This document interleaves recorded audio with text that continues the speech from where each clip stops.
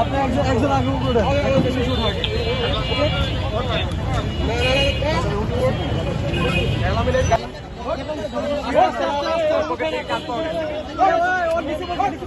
আস্তে আস্তে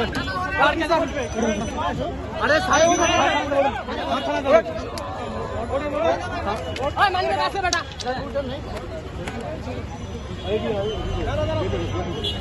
আমি প্রথমে দাঁড়াই গেছি, আমার কথা শুনেন, যখন হেরে কয় হেরে ধর তখন আমি দৌড়তেছি।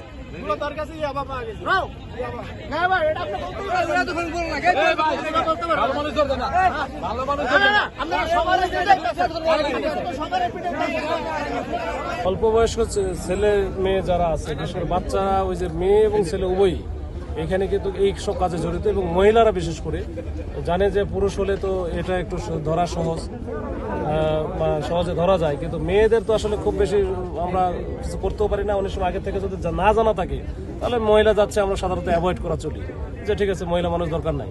তো এটা আমরা জানি, এটা আমাদের অনেক তথ্য আছে, এই তথ্য নিয়ে আমরা কাজ করতেছি।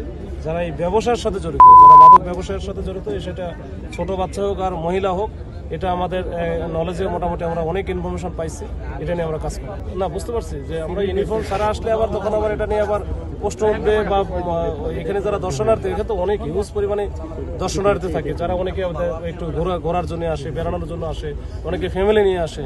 সেক্ষেত্রে আসলে ভীতির সঞ্চার হবে। ওই জন্য যখন পুলিশ দেখবে বা ইউনিফর্ম দেখবে, তখন হয়তো তাদের মধ্যে একটা আশ্বস্ত তারা হবে যে না, এটা তো পুলিশের হয়তো অভিযান চলছে। তার এখন পর্যন্ত সংখ্যাটা সুনির্দিষ্টভাবে বলা একটু মুশকিল, আমরা থানায় গেলে বুঝতে পারবো। 15-20 জনের মতো হবে।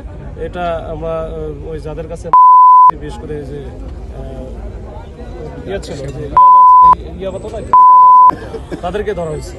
এখন দেখা যাক, আমি যাওয়ার পরে এটা গুনলে তখন হয়তো বা সুনির্দিষ্টভাবে বলা যাবে।